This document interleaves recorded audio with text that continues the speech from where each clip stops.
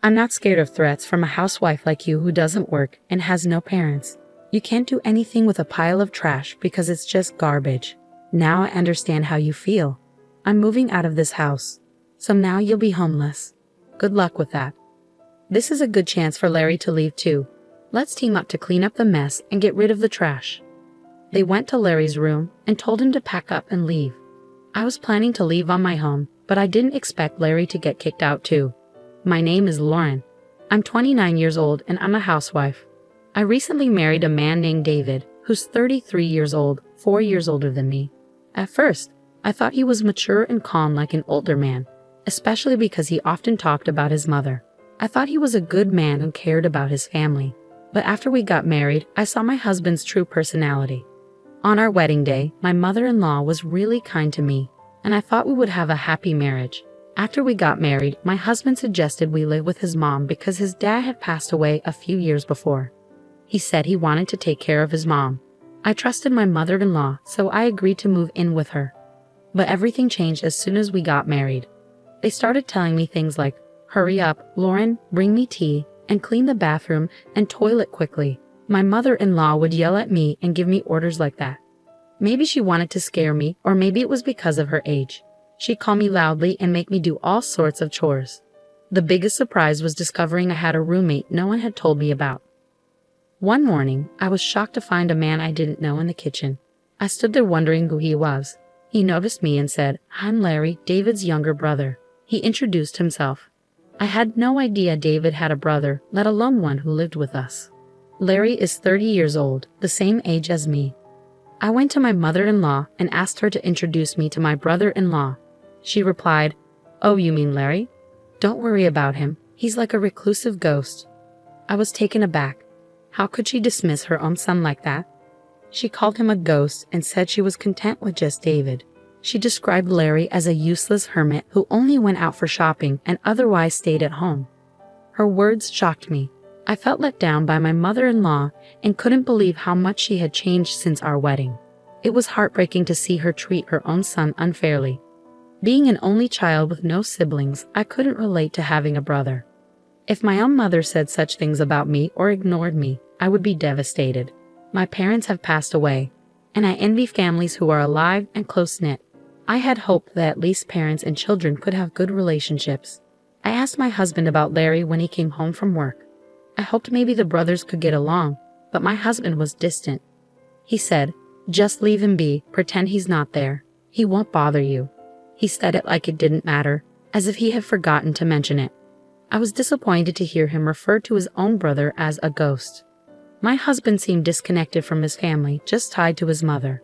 After finishing my chores for the day, I went upstairs, feeling regretful about my marriage. That's when I ran into Larry, who was heading to the bathroom. "You're married to my brother, aren't you?" Larry said to me. "Yeah, what's wrong?" I replied. "I'm sorry, forget I said anything. But I don't say things lightly. You should consider leaving," he said. "What?" I asked, confused.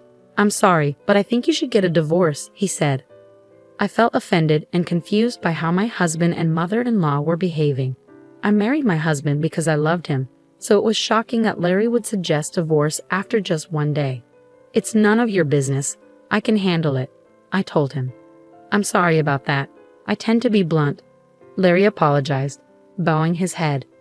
His apology seemed sincere, but I wasn't sure. Maybe he was trying to be polite or genuinely concerned. While I was thinking about this, Larry excused himself and went to his room. My mother-in-law and husband described Larry as a strange recluse, but to me, he seemed like a decent person who deserved respect. The next morning, as I set breakfast on the table, Larry came down to get a drink. "Good morning, Larry. Why don't you join us for breakfast?" I offered. "Good morning, Lauren. Thank you for inviting me," Larry replied, casting a glance at his mother. "I'm not eating breakfast with him. Just get the breakfast done," she yelled at me. "It's okay," Larry said quickly and returned to his room. I wanted to apologize for my strong words from yesterday, but I couldn't bring myself to do it. "Hey, all you need to do is the housework. Don't do anything unnecessary, okay?" My mother-in-law gave me a stern glare. I was taken aback by her harsh tone. As the new bride, I hadn't expected to be treated like this. My husband's behavior towards me also changed drastically. What the heck? Curry again today. You should have told me beforehand, he shouted. I already had curry for lunch. Why didn't you call me to say you wanted something else? I stayed quiet. He kept yelling, you're not even apologizing. Who do you think you are? Your job is to do the housework, so make sure you understand that. I was shocked and remained silent. David didn't love me. He just wanted a housekeeper. It's awful. How could he be so cruel? I whispered to myself in disbelief. Their calm voices showed they didn't care about me. They just wanted to make themselves comfortable. They were using me. Seeing them laughing and watching TV in the living room, I quietly went upstairs. As soon as I reached my room, tears started streaming down my face. Then, a gentle hand offered me a handkerchief. I still think you should leave, said a familiar voice. I looked up, and it was Larry. I'm sorry, I'm so sorry, I managed to say between sobs. I wiped my tears quickly. I'm sorry I used your handkerchief. No, I gave it to you because I wanted you to use it, Larry replied kindly. I overheard what my brother and mother said. I knew it. They're the worst, he continued. When I asked Larry what he meant by I knew it, he confided that he had been in a similar situation before. Curious, I pressed for details. Larry explained that David had promised to marry another woman previously, but just like with me, his mother and David's mistreatment had driven her away shortly before the wedding. Hearing Larry's story brought some relief, showing me that my husband and mother-in-law had acted nice only to avoid scaring away the bride before marriage. I felt trapped and hopeless. How could I have trusted them? But I had no other options. As just a housewife, I couldn't get a part-time job, move out, or rent another place. I didn't know what to do except cry. Then Larry suggested, if we keep talking here, it might raise suspicions. Let's meet at a coffee shop next time, if you'd like. He handed me a piece of paper with his contact information and went back to his room. Determined to leave this house, I knew my struggle for survival was just beginning. I told my mother-in-law I was going to the city office and then to the supermarket. She warned me not to leave any chores undone. So I made sure everything was perfect before leaving. She grumbled about not accepting any excuses if I was late for dinner. Pretending to agree, I headed to the coffee shop where Larry and I had arranged to meet. I told Larry that my parents had passed away, so I couldn't rely on them anymore. I had canceled the house I was renting and quit my job. I told him I needed to start all over again. It's tough to move out of the house in this situation, especially with the work that keeps me tied up with my mother-in-law and husband from early in the morning until late at night. Larry then asked me, Lauren, can you draw? Huh? What do you mean? I replied, confused. Oh, I see, so can you? Yes, well, I went to art school before, I said. Really? That's great, he exclaimed. Yes, but how? I asked. Just in time, another manga artist is looking for an assistant. You can do it remotely, Larry said. But I don't have a computer right now, I responded. I'll lend you my computer that I'm not using right now, Larry said kindly. Really? Thank you so much. But why do you have an extra computer? What do you do for a living? I asked curiously. That's nice of you to ask. You don't think I'm just a recluse, did you? No, you speak politely and look well put together, so I don't think that at all. Do you work from home? I replied. Yes, actually, I'm an engineer, Larry said. An engineer? I had no idea. I didn't realize you were a business owner, I exclaimed. Yes, I used to work for a company, but now I have my own business. Running things independently works better for me. We also have web designers on staff. It's a small team, so we handle everything remotely, he explained. I see, that explains why you're always at home. But your mother and David said you're just idle at home. Haven't you told them the truth? I asked. I don't see any benefit in telling those two, Larry replied. Fair enough. But if you're such a capable manager, why don't you leave that house? I wondered. Then, for the first time, Larry shared his thoughts with me. Let's not focus on me. I need to introduce you to the manga artist, he said. Larry immediately made a phone call, and soon a remote interview was scheduled for me. I was set to interview with a manga artist on Wednesday. My mother-in-law usually had lessons during that time, followed by outings with other participants, so I could manage the remote interview then. It seemed I made a good impression because I was hired on the spot. They agreed to send the hiring documents addressed to Larry, considering my situation. Next, we needed to find a place for me to stay.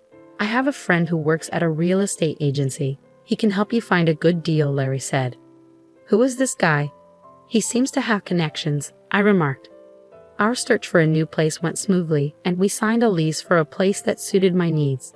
Just when things were starting to fall into place, I had an argument with my husband one day. "Hey, where's dinner?" My husband woke me up while I was sleeping in our bedroom. He seemed a bit drunk, like he had just come home from drinking. "Dinner? It's midnight. Besides, you said you didn't want to eat because you were going out for drinks," I replied. "Shut up. The king is home, and you don't even get up to greet him. And now you say you didn't make dinner. You're a useless wife." His words made me really angry. "Do you have any idea how hard I've been working with your mother for you? How can you act so superior to me?" I shot back. "That's because you're my wife. A wife should support her husband, and your job is to take care of the house. If you can't do your chores, don't argue with me. A wife who can't handle the housework is worthless," my husband said, just as I heard the door open. My mother-in-law left in an awkward way. "You're just like trash." "Larry is also trash, and this place looks like a dump," my husband sneered, with my mother-in-law agreeing. "Yes, let's get rid of this oversized trash," he added. "What did you just say?" So, I asked him directly. He opened a drawer and pulled out a piece of paper. "This is what I mean. It's divorce papers. You're no longer useful to me. I'm going to find another wife who can replace you. That's why I'm divorcing you. Get out of my house, you disgrace. You think a wife is just a servant. The best wife is one who acts like a housekeeper. You shouldn't speak like that. One day, you might regret it," I replied calmly. "What are you going to do about it?" "I'm not scared of any threats from a housewife like you, with no job and no parents," he laughed. My husband and mother-in-law joined in. "Exactly, you're useless. You can't do anything about it because you're just trash." "Well, now I understand how you truly feel. I'm leaving this house." I said that and signed the divorce papers. Then, I left.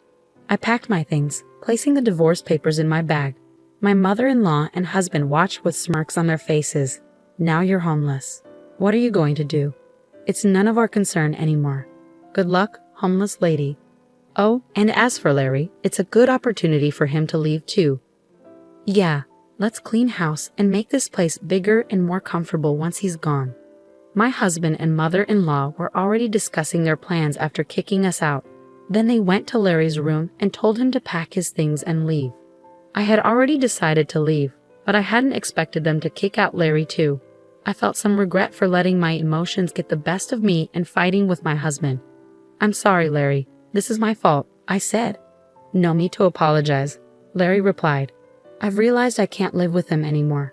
Plus, I have other interests. Maybe it's fortunate we had that argument," he smiled. It seemed Larry wasn't upset about leaving, which eased my mind a little. 5 days later, on Wednesday, while my mother-in-law was out of town, Larry and I called a moving company and left. After finishing our move, my mother-in-law called my new place. "Don't worry, we're already gone," I assured her. "Larry came with you, right?" she asked. "Yes, we moved out together. I'm relieved I won't have to see you two anymore," she said happily before hanging up. But what she didn't know was that Larry and I had been planning our revenge. With Larry's help, I managed to move out and start a new life just in time.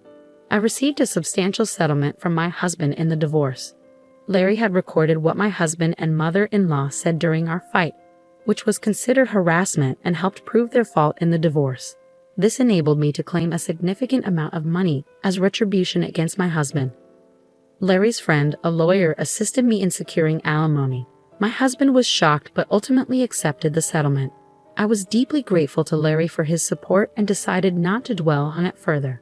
A few days later, I received numerous phone calls from my ex-mother-in-law. It felt like a nightmare come true. Realizing I had forgotten to block her number, I reluctantly answered the phone. "Lauren, where are you?" she demanded.